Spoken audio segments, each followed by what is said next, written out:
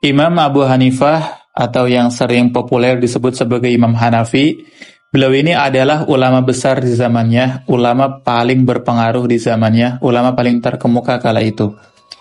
Beliau terkenal dengan pemikiran beliau yang luar biasa, oleh karenanya beliau itu bisa disebut sebagai orang yang paling jenius di zamannya, orang yang paling cerdas di zamannya. Pemikiran-pemikiran beliau yang luar biasa ini mengakibatkan banyak orang yang kagum, oleh karenanya banyak orang yang mengikuti pemikiran-pemikiran beliau hingga hari ini. Karena beliau ini adalah penggagas adanya mazhab Imam Hanafi atau mazhab Hanafi. Beliau lahir tahun 80 Hijriah, kemudian wafat tahun 150 Hijriah, atau dalam kalender Masehi bertepatan lahirnya beliau itu tahun 699 Masehi, kemudian beliau wafat tahun 767 Masehi. Singkat cerita, dikarenakan beliau ini adalah ulama yang paling jenius di zamannya, orang yang paling cerdas di zamannya, ada seorang ateis suatu hari mendatangi beliau. Orang ateis ini kan orang yang tidak percaya adanya Tuhan. Orang ateis ini ingin menantang diskusi atau debat dan semacamnya dengan Imam Hanafi tentang adanya Tuhan atau tidak. Kemudian keduanya bersepakat untuk berdebat di khalayak ramai, di tempat yang bisa disaksikan oleh banyak orang. Otomatis orang ateis ini benar-benar bersemangat, benar-benar sangat bernafsu ingin berdebat dengan Imam Abu Hanifah. Karena orang ateis ini benar-benar ingin menjatuhkan martabat kehormatan Imam Hanafi di depan khalayak ramai. Kemudian berita tersebut menyebar ke seluruh penjuru. Kemudian banyak orang yang mendengar, otomatis banyak orang yang ingin melihat, menyaksikan perdebatan yang memang luar biasa. Apalagi Abu Hanifah ini banyak sekali orang-orang yang mengikuti perjalanan hidup beliau.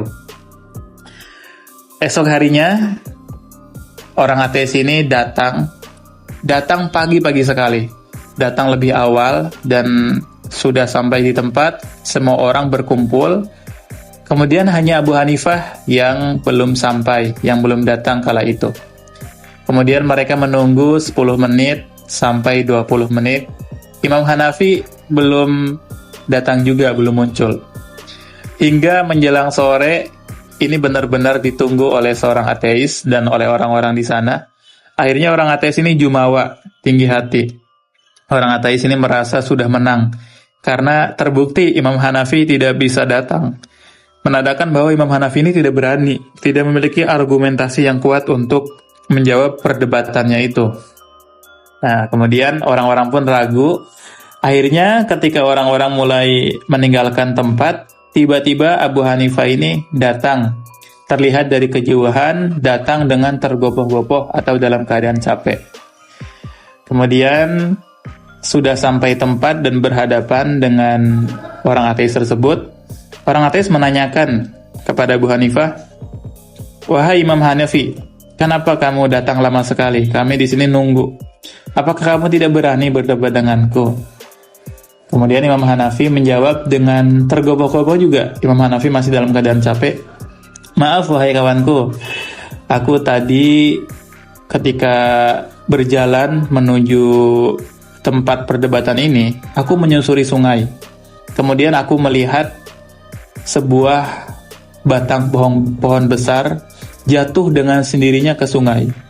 Bukan hanya itu, tiba-tiba pohon besar tersebut membentuk perahu dengan sendirinya, bahkan berlayar dengan sendirinya mengikuti arus sungai. Karena aku penasaran, maka aku ikuti terus hingga aku ingat bahwasannya aku memiliki jadwal diskusi debat denganmu di sini. Akhirnya aku ke sini dan aku sampai sekarang di sini, baru sampai." Mendengar cerita tersebut, orang ateis ini benar-benar emosi, benar-benar kesal, benar-benar nggak mungkin kan gitu. Orang ateis tersebut menjawab, "Hei wahai Imam Hanafi, kamu udah benar-benar gila, kamu udah benar-benar hilang akal, banyak bualan. Mana mungkin ada pohon besar jatuh dengan sendirinya, apalagi langsung membentuk sebuah perahu, bahkan berlayar dengan sendirinya mengikuti arus sungai." Ini adalah cerita yang diada-ada, cerita yang di luar akal gitu, benar-benar tidak masuk akal. Harusnya Pohon besar tersebut itu harus ada orang yang menebangnya, kemudian harus ada orang yang menciptakan perahu tersebut. Harus ada orang yang membuat perahu tersebut. Mana mungkin pohon bisa menjadi perahu dengan sendirinya? Kamu ini sudah gila gitu. Kemudian Imam Hanafi menjawab dengan santainya, "Kenapa kamu tidak percaya dengan ceritaku? Sedangkan engkau berargumen bahwasanya Tuhan itu tidak ada. Dan kau percaya alam semesta ini, ketika tidak ada Tuhan, maka alam semesta ini ada dengan sendirinya. Apakah kamu tidak malu dengan ocehanmu itu? Coba Anda perhatikan keteraturan alam raya ini, perputaran bumi mengitari matahari, pergantian siang dan malam, membentuk hari, merangkai bulan dan tahun. Apakah kamu anggap tidak ada yang menciptakan dan mengaturnya? Apakah kamu berpikir bahwa itu semua hanya kebetulan saja? Lalu coba kamu perhatikan diri kamu. Apakah diri kamu menganggap diri kamu lahir ke dunia ini karena hubungan seksual orang tua kamu belaka? Lalu orang tua kamu ada di dunia ini karena hubungan nenek dan kakek kamu, dan seterusnya. Apakah semuanya itu hanya kebetulan? Tidak mungkin, sebagaimana kamu tidak percaya adanya kebetulan dalam ceritaku tadi. Kamu tidak percaya bahwasannya pohon besar itu membentuk perahu dengan sendirinya. Kamu meyakini bahwasannya harus ada orang yang menebang pohon tersebut dan harus ada orang yang membuat perahu tersebut. Begitupun dengan dunia. Dunia ini ada penciptanya, yaitu Allah yang maha mencipta dan maha mengaturnya. Kalau kamu tidak percaya cerita saya, maka batal semua pandangan kamu yang selama ini kamu pertahankan. Nah, jawaban Abu Hanifah ini telak mematikan argumentasi si ateis tersebut. Ia pun bungkam, tidak mampu berkata-kata lagi. Jadi di sini menggambarkan bahwa Imam Hanafi ini benar-benar luar biasa ya.